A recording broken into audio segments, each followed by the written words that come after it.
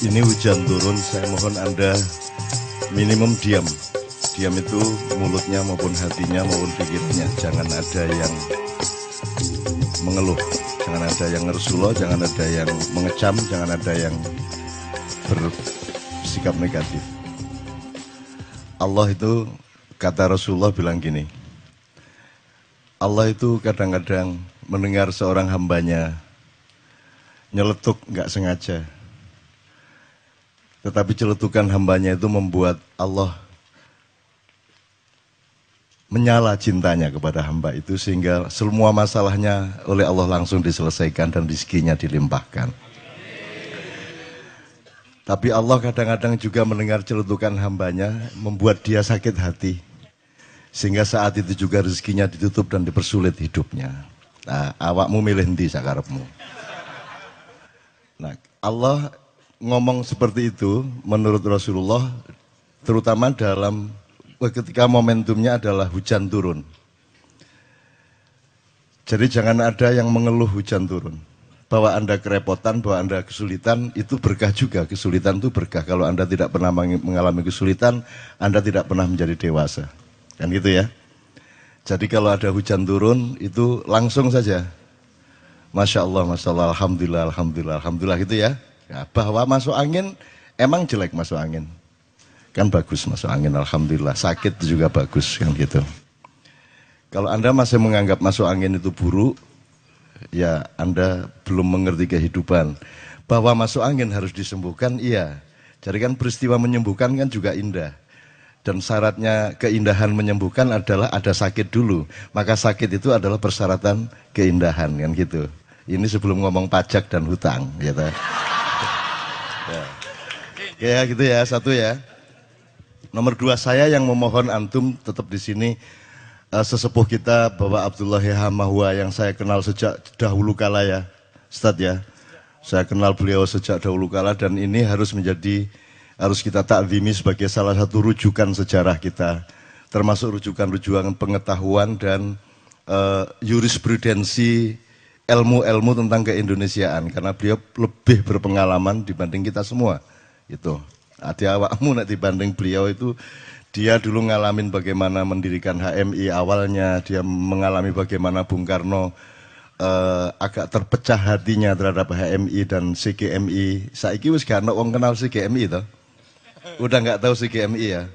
Ya gimana itu musuh utamanya dulu adalah CGMI dan GMNI separuh gitu ya dan seterusnya, tapi tidak usah saya ceritakan karena Anda sudah lelah bermusuhan dengan macam-macam sehingga tidak usah saya ceritain bermusuhan. Nomor dua, jadi sekali lagi soal mengeluh tadi, tidak ada gunanya mengeluh itu, yang ada bersyukur saja meskipun belum masuk akal. Jangan khawatir, nanti Anda akan ketemu bahwa dia rasional, bahwa bersyukur itu rasional. Jadi tidak usah faham dulu baru bersyukur saja dulu supaya Anda faham. Jadi ini logika-logika yang dia keluhkan tadi itu tidak akan tercapai karena kalau tidak ada manusia Indonesia baru yang mencoba memperbaiki kembali logikanya. Jadi alhamdulillah Ma'iyah ini saya sudah melihat bulan-bulan terakhir ini yang disebut qaumun akhar. Jadi Allah tidak perlu menghancurkan bangsa Indonesia untuk kemudian dikasih kaum yang baru, umat yang baru untuk membangunnya. Di tengah kehancuran ini juga sudah lahir manusia baru seperti Anda, seperti Arek Gendeng Malang Budi Setiawan Iku Mangsa Piturute. Itu manusia baru, itu hibrida baru Indonesia. Dan selama masih hibrida gendeng yang mengurusi itu Anda juga tidak usah mengeluh. Wis mesti wong gendeng wis mesti ngono iku, kateko apakno meneh. Tapi kan ada Anda. Ada dia, ada teman-teman semua dan ada kita, usiamu kan masih 20, 30, 40 paling ya. Jadi kita punya harapan besar dan ini jumlah kayak Anda ini ada di mana-mana, di Purwokerto, Banyumas, Purbalingga, Ngawi, Madiun, Ponorogo lahir manusia baru Indonesia. Jadi Allah tidak perlu menghancurkan bangsa Indonesia. Allah di tengah kehancuran ini langsung melahirkan qaumun akhar, Indonesia yang berbeda, Indonesia yang baru. Dan itu sudah terjadi. Itu loh. bahwa nanti berhasilnya itu bertahap. Mungkin Anda sudah umur 50 baru kelihatan. Saya mungkin anak saya, cucu saya dan seterusnya baru berhasil betul. Loh, ini kan komplikasi penyakitnya luar biasa. Dan Anda tadi itu digaram-garami sama Anda sehingga anak Malang tuh ndak tahan. Wis loro dikei lombok meneh. Wis seru aku iki nek gendeng wis seru. Kan gitu ceritane kan ya, sehingga si siapa tuh Doni Setiawan tadi kan wis seru aku nek gendeng, aja dipeliak-peliak kan gitu kan. Oke. One, itu first. The second, saya seneng ini siapa tadi menyanyi Rutsana ya tadi siapa? Tia. Dan siapapun, kenapa di KJ ini semua boleh tampil? Nggak ada syarat.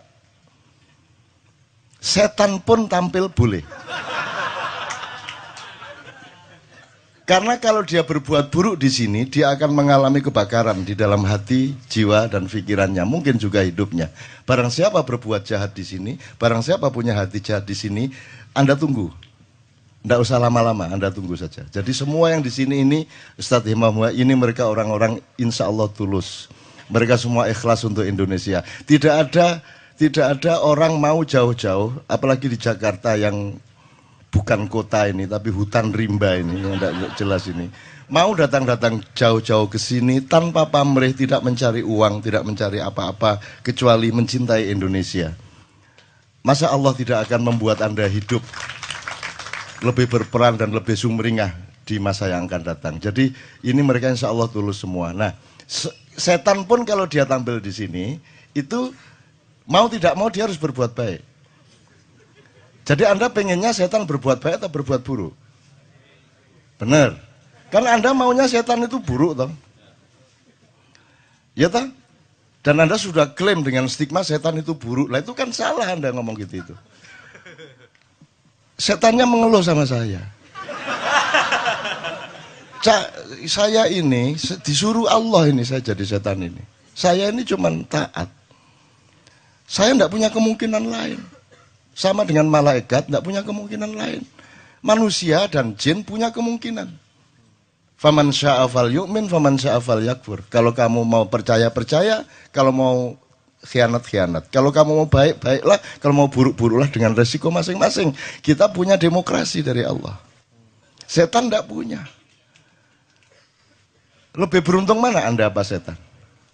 Kan lebih beruntung Anda. Makanya saya itu tidak tega sama setan. Kalau sholat, kalau saya kebetulan jadi imam, saya tidak ngomong, ayo softnya dirapatkan supaya tidak diisi setan. Saya tidak tega.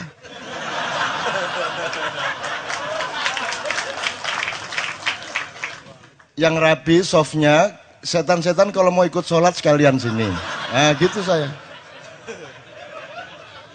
Saya tanya, apakah ada makhluk di muka bumi ini yang tidak kembali ke Allah?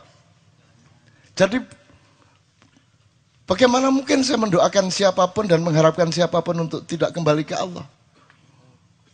Kemudian Anda dibiaskan oleh Allah sendiri supaya Anda diuji fokus sama Allah apa tidak dengan dikasih idiom neraka dan surga.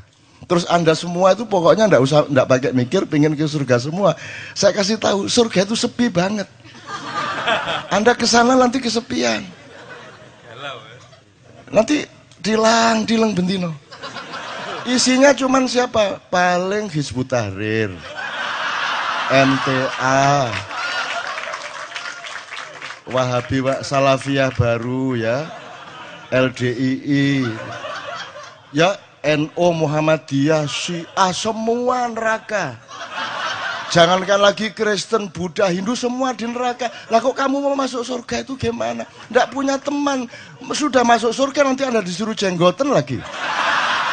Iya coba. Bener nggak? Apa yang membuat kamu ingin masuk surga itu apa? Di sana jelas isinya kan sudah jelas toh. ISIS masuk surga. Ya toh? HMI sekarang belum tentu masuk surga. Wong PMI aja ndak masuk surga apalagi HMI kan gitu. Ya toh? Ya itu ya. Oh, PMI bisa selawatan aja ndak masuk surga, apalagi HMI yang bisanya intelektual modern tok. Kan gitu. Ini kalau pakai cara berpikir yang terjadi sekarang loh ya, surga itu sepi, jadi Anda tidak usah mikirin surga menurut saya, tidak usah mikirin neraka, pikirkan Allah, tujukan dirimu kepada Allah.